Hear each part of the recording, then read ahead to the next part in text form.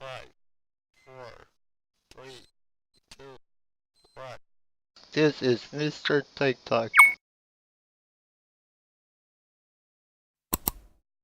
We are close to having the 1909 update for Windows 10.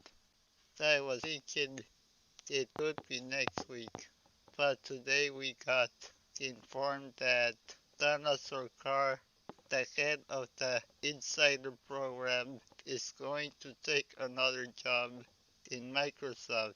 I think this could set us back a couple of weeks unless they already had a plan of what to do when she was leaving.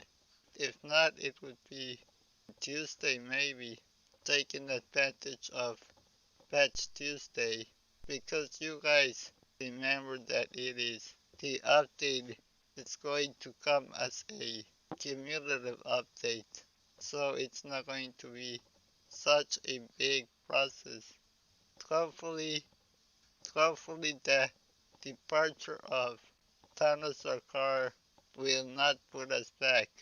I do not like it when updates get late. This was Mr. TikTok. Until next time, if you liked the video, please join my channel.